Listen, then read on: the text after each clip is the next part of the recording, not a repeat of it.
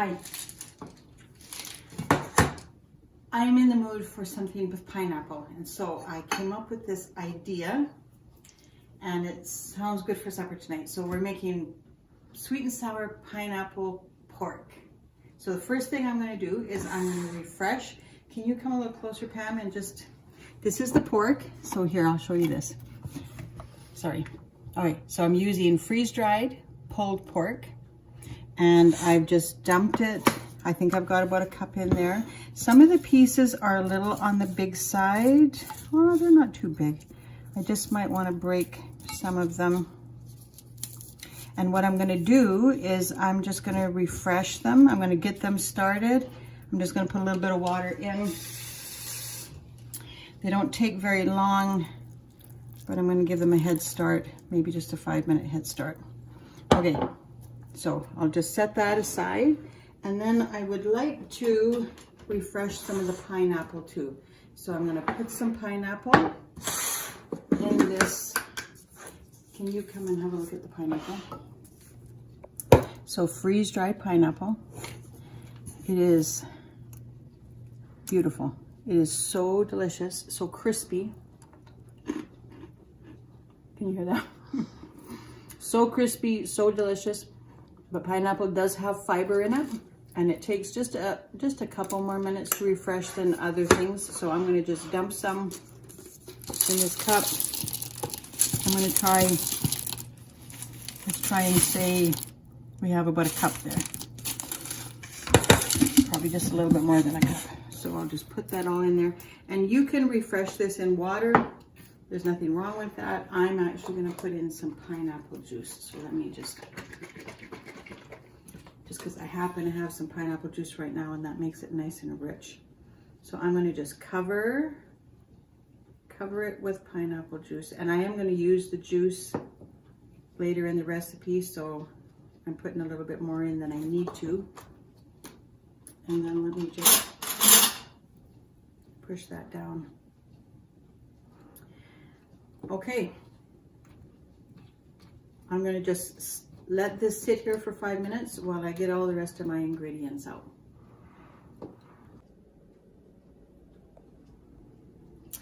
One thing I forgot to tell you was the shelf life on the pulled pork. Most freeze-dried items have a shelf life of 25 years, sealed 25 years, 25 years from the date that's stamped on the bottom of the can. Once you open it, most freeze-dried foods have a shelf life of about a year in our climate. And I'm in Alberta. I'm in Edmonton, Alberta. Not very humid up here, except for middle of July. So about a year is reasonable, not pulled pork. Pulled pork is a high-fat meat, short shelf life. Once you open it, then it has a shelf life of less than a month.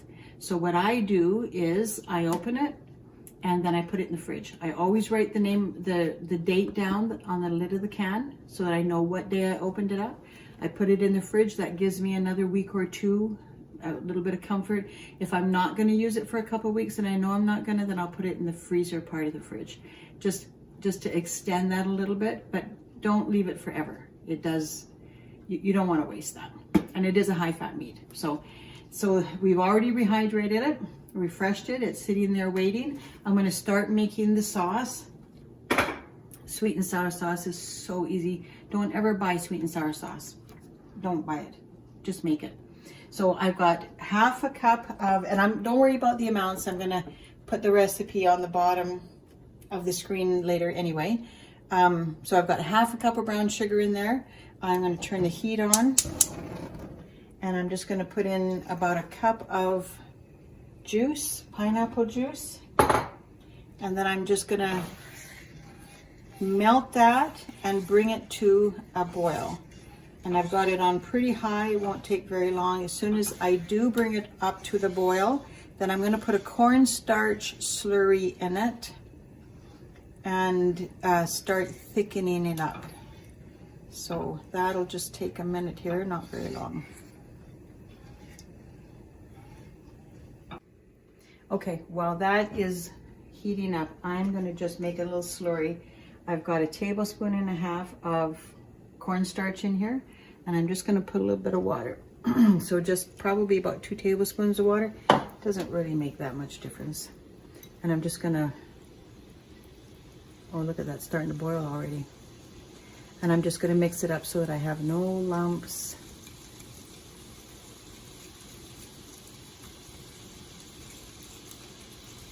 Okay, that's good enough. And then pour it in here. And start letting it thicken. So that's all the sweet part. As soon as I can see that that's starting to thicken, then I'm going to add the rest of the ingredients. Wow, that's pretty hot. Okay, I can see that it's starting to thicken. I'm just going to turn it down just a little bit. And it's important that when you put the slurry in that I'm going to turn it way down now because it's really, look how thick that is getting. That you always stir. Once you put that slurry in there, you don't want to stop stirring or you're going to end up with some lumps, and that you don't want. Okay, so I'm going to put in some soy sauce, about 2 tablespoons, or 3, I don't know what it is. So whatever that is. I'm going to put in about 1/2 cup of rice vinegar. So probably, there, we're going to say that's 1/2 cup. So actually that's rice vinegar. And you know what? Don't run out and get rice vinegar, because if you don't have rice vinegar, then just use normal vinegar. Just use white vinegar. I wouldn't use apple cider because then it will taste like apple cider, but just use regular vinegar if you don't. Next time when you go to the store, pick up some rice vinegar. But don't run out and get it today. And I'm gonna put in some tomato powder. Now some recipes call for ketchup. Well, what is ketchup? Ketchup is tomatoes with a little bit of sugar and a little bit of vinegar. So hopefully that's all it is. This is just tomato, that's all it is just tomatoes that are ground up. So I am going to put that in, and I'm going to actually put in 2 or 3 tablespoons. And it looks like it might be lumpy. Don't worry about it. There's no gluten in there. It's not going to be lumpy. It will dissolve. So I'll put in 2, and I think I'll just keep a 3rd one in reserve, and I'll decide somewhere along the way if I want to add it. So I've turned the heat way down because I don't want it to get too thick too fast, because I've got other things that I want to add in there. And so that, you know, I've seen recipes and they put in red dye, like red food coloring. Don't do that. Put in something tomato. That'll make it nice, and look how red it is. Okay. All right, so I'm gonna just continue to stir that, and while that tomato dissolves, but now I want to put in some vegetables. So that's it for the sauce. That's it, how easy that is, right? And I want to put in some vegetables. So I normally would put in some onions, but I actually have some fresh green onions. I don't always have fresh green onions, but I do right now. So I'm going to put in some fresh green onions, and I don't want to cook them. So I'm going to put them in at the very end so that they're nice and fresh. And the other thing is I did refresh. We did refresh the pineapple before we started, and I am going to put that in. But one of the things that I like most about freeze-dried pineapple is the nutrition, which is those natural enzymes that you have in pineapple and all that vitamin C. Do you know that 1 cup of fresh pineapple that's ripened on the plant is 121% of your vitamin C, required vitamin C for the day? So that's amazing. But if you cook it, then of course you're going to hurt the vitamin C. So don't cook it. And once in a while, if you're going to put it on pizza, obviously it has to go in the oven. But for the most part, if you can save it for the end, then save it for the end. And all those natural enzymes, which help to digest and are so good for us in so many ways, they also are hurt with heat. So don't do that. I do have some juice in here. I'm probably going to strain it if I feel like this is getting too thick and I want some more juice.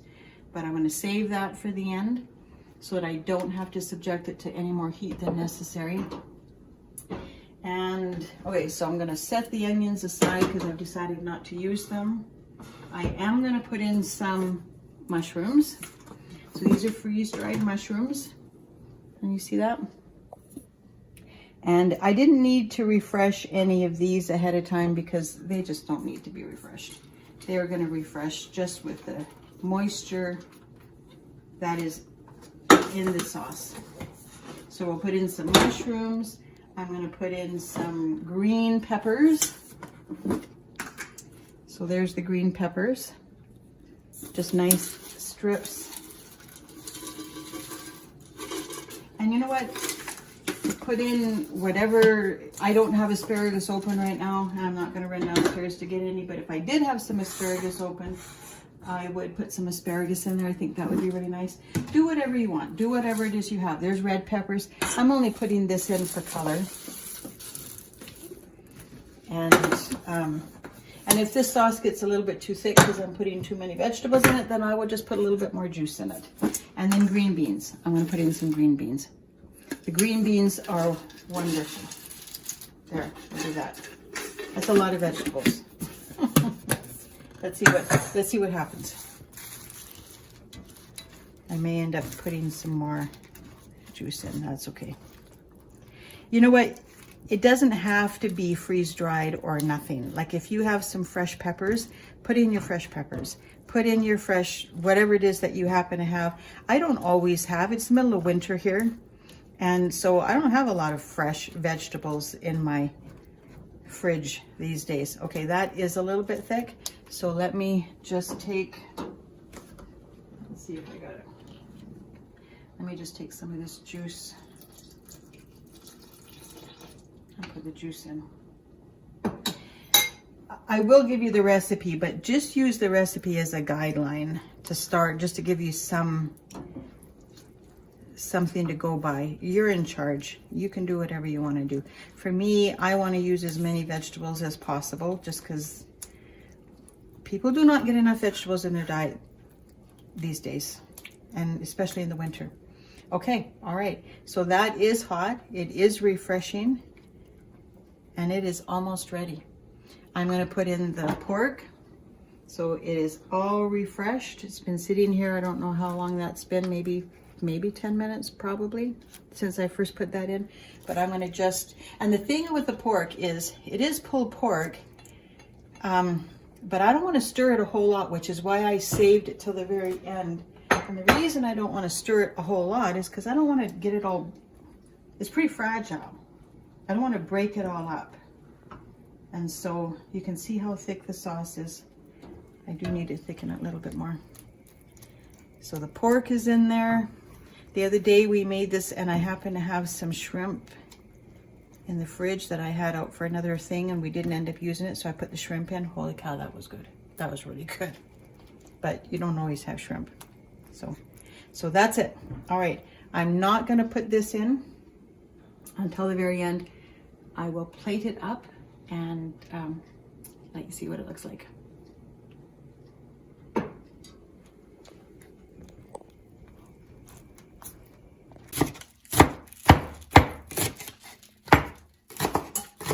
All right, you know what? Then I want to get some green in there.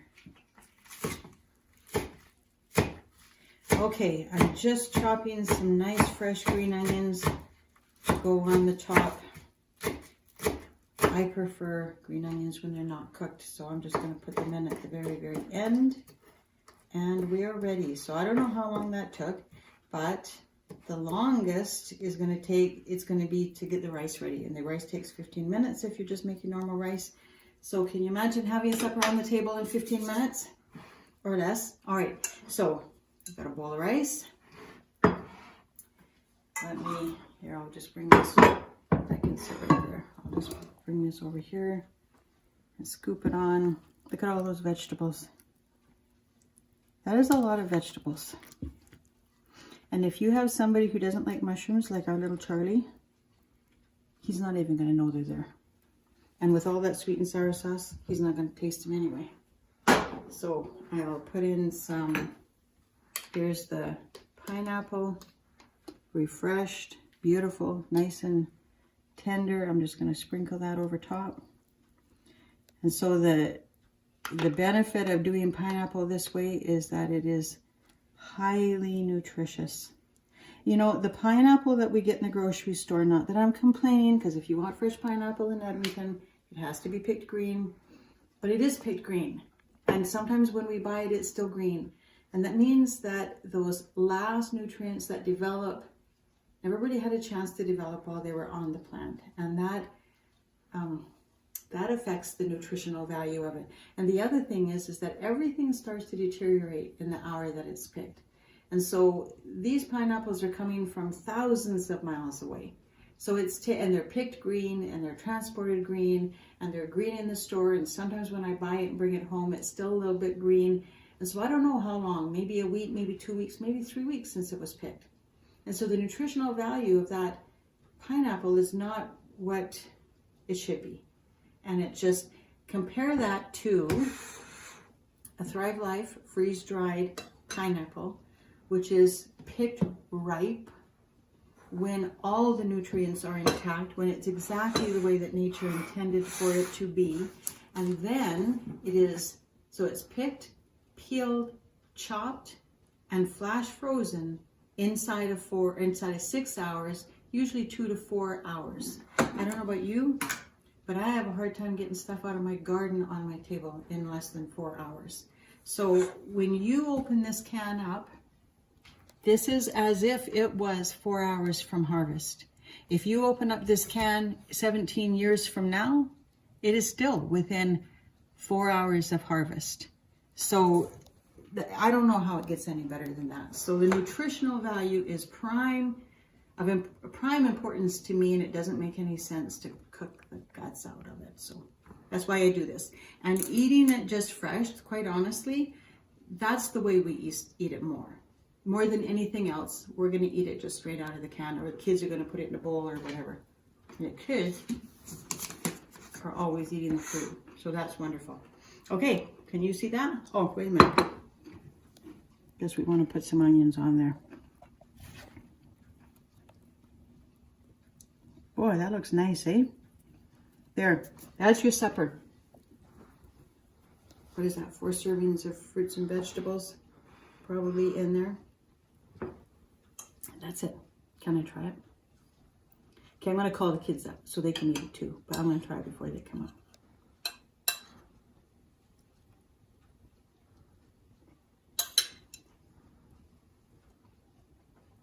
That is so yummy. And if you don't want to put that much sugar in, don't put that much sugar in. Because that's really the only bad thing but it is a sweet and sour sauce. Anyway, delicious. Thanks for joining me. I don't know if I even introduced myself. You're in my kitchen. Welcome to my kitchen. I'm Cindy.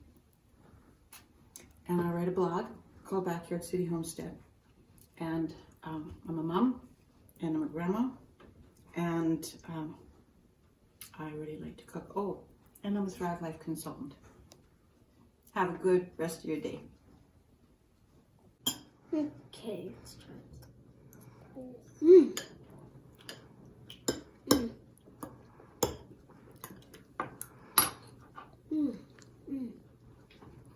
Pretty good.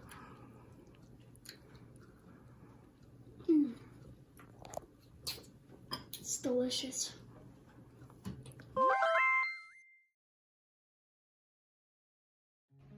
Hi, thanks for watching. I hope you learned something. I'd love to hear about it. If you have any comments, I'd love to hear them. If you liked it, do me a favor and click the like button. If you know somebody who would benefit from it, then definitely share it with them. And if you'd like to know more about these sorts of things, then stick around.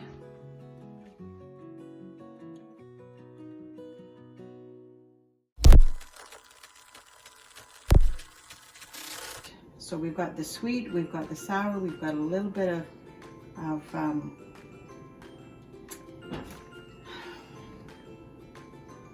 soy sauce in there. And I'm gonna put in some tomato powder. Yeah, we're matching shadows. Look.